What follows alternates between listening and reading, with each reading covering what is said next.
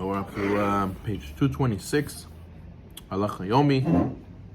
We were saying yesterday how you should hold the cup. Some Mekubalim say the cup in their palm and the fingers surrounding it, or some Mekubalim say the tips of your fingers should be under the cup and you're balancing on top, you're holding it with the very ends of your fingers. 90. Cup should be held at least 1 tefach, 8 centimeters above the table. That's in Kuf Pei Gimel in Shulchan Aruch. 91. It's praiseworthy to wear a hat on top of one's kippah and a suit while wearing Kiddush. However, it is not obligatory to do so. Okay. Footnote 128. Halacha Brura says the custom of Ovadia Yosef alav shalom was that he would not recite a Kiddush with a hat and a jacket on, but he always had a kippah covering most of his head.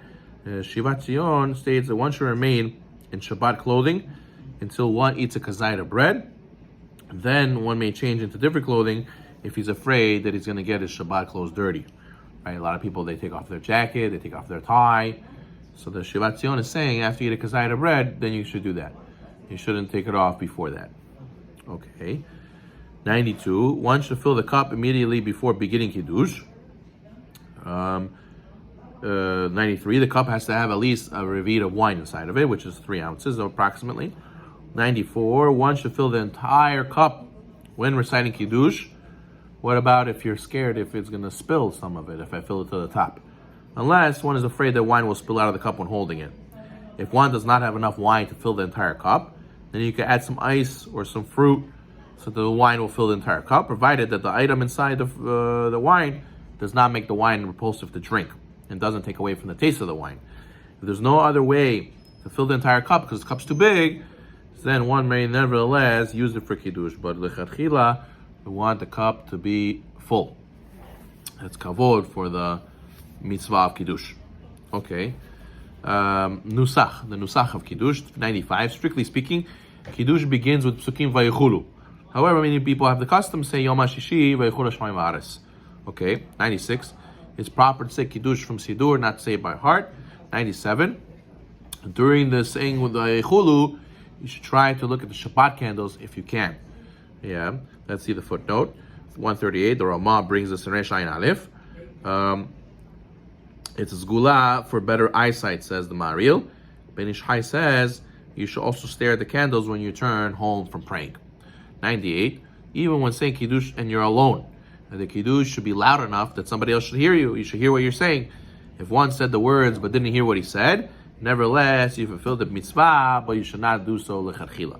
99. Customary for the person saying Kiddush to say Savri Maranan before the bracha of Hagefen. Everyone should answer l'chaim, and even when you're doing Kiddush alone, you should say Savri Maranan. Now, why do we say l'chaim? So it used to be back in the day, they used to give you the last cup before they executed you, right? So that was lemavet, that was for death. So we're drinking this cup, we don't want that this cup should be a bad omen. Just like we said, we don't pass bread in the hand, right? That's a bad sign. Chas v'shalom, that somebody will die and become avelut. But over here, we give a cup of wine to somebody. We want him to say, not this should be for death, it should be for life. Also, we want Sar Ma'anan to get everybody's attention, right? People's minds are wandering. Right now, we're going to say the blessing. We want to grab everybody's attention. And also, sometimes when you drink alcohol, it can make you do nonsense. It can make you do sins, and sins will cause death. So therefore, we want l'chaim, this wine should uplift you spiritually and not Chas v'shalom opposite. Okay. 100. The bracha on the wine is always recited before the bracha of Kiddush. So it's always Hagefen first, and then it's Mekadesh Shabbat afterwards. When saying Hagefen, you should stare at the cup of the wine. 143, footnote, that if one is saying Kiddush out of Sidur, it's enough to glance at the cup and the wine, but those who are listening to Kiddush should look at the cup when they're listening to the Kiddush. Okay. 102, the proper pronunciation of bracha, according to Swaradim, is Bore Peri Hagefen, not Bore Feri Hagofen. It's Bore Peri Hagefen. Okay, good. 103, the person who recites Kiddush must drink at least a cheekful of wine. Okay, so the cup has to hold revi'it, which is around 2.8 ounces. And then to drink, you need to drink melulugmav, cheekful. Cheekful depends on the person. Some people have bigger cheeks, smaller cheeks. But the idea is at least half of a revi'it. At least more than half a revi'it. That's how much is the minimum person should drink when he's making Kiddush, the one who's doing the Kiddush. He may, one who drinks the whole revi'it is praiseworthy. Fine. 104.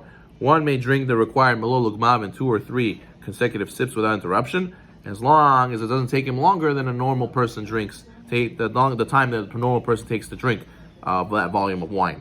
If one accidentally took longer, then you nevertheless fulfill the obligation, and you don't have to repeat Kiddush again. There's a debate if drinks have to be drank in a smaller amount of time, like food, right? Food you have to eat kedei achilat pras within a certain time limit, 7.5 minutes, to be considered that the shiur combines. But the question is, what about drinks? So maybe drinks, the time it takes to drink every 8 is a few seconds. Some say no. Some say even by drinks you have the amount of time that you have by food. So you have what to rely on technically, but preferably you should drink in 2-3 seconds. 105. If you did not drink melulugmav, you did not fulfill the obligation of Kiddush. You can't take a sip. You can't just do Kiddush and take a sip. Rather, what should you do if you can't take more than melulugmav? You can't drink that much, so you have to give it to somebody else. Someone else has to drink the wine. Preferably, person shouldn't do Kiddush having in mind somebody else will drink it. Because what are you saying? You're saying Borei Pei Geffen. So okay, I'll just drink, I'll sip, and somebody else will drink the rest of the wine. Preferably, we don't do that. But if it happens, so then it's okay. But the avad, it works. But if you know that you're not going to be able to drink the wine, better to give to somebody else. Let somebody else who could drink the wine do the Kiddush as well. Okay. 106. Those who fulfill their obligation of Kiddush through somebody else should also try to drink a little bit of the wine. It's a chibuv mitzvah. It's you show you love the mitzvah and you want to partake in the mitzvah. Technically, you don't have to. There's no obligation to do so. So, people make themselves crazy when they have a lot of people at the table. They're sitting there pouring wine for everybody to make sure that everybody has a wine. If that's too annoying and too hard, and people don't really want it, you don't have to do it. It's not an obligation to give every single person wine. It's enough. The Kadesh drinks melulugmav, everybody gets up and goes to wash. That's it. We fulfill the Kiddush. But people do it. People share the wine because they want to taste the mitzvah. They want to chibuv mitzvah, show they love the mitzvah. They want to partake in the mitzvah. Not obligatory to do so. It's good to, but not obligatory. The Kiddush counts if you don't do it. If there are people at the table who are sensitive, do not want to drink from a cup that somebody else drank from, then they don't have to. Then they don't have to drink from the cup. It's kind of practice that they pour it into a different cup and then you give it to them. And then they add something. When you run out of wine, you add new wine, and then you could go and give it out to everybody. But even if you add wine, it's considered that you drank from the Kiddush wine. A lot of people, they go to big rebbes. They get the wine blessed by the rebbe. So they drink the wine, and they feel it's zgula. And then when it's running out, they add more wine. And now it got refilled again. So even halacha, it's like that also. Like you have wine, you eat Kiddush on it. It ran out because you gave it out. So now there's more people who want, so you refill it, and it's considered that they had Kiddush wine, even though you refilled it. 107. If one has a cup of wine in front of him when he was hearing Kiddush from somebody else, he does not have to specifically drink from the cup of the Mekadesh. Let's say I have my own cup of wine while he's saying Kiddush. I'm going to say to him, I have my own cup of wine. I can drink from my wine when he says finishes the brachot. I don't have to have from his cup of wine. Even though that's considered kol shel bracha, even though that's the cup that you did blessing on, still you could drink yours. 108. If a person's parents are eating at the table, then one should give his parents a taste for the Kiddush before even giving to his wife. But by hamotzi, you have to give your wife before you give to your parents. Okay. 109. When fulfilling Kiddush through somebody else's recitation, one may not drink before the person reciting Kiddush drink.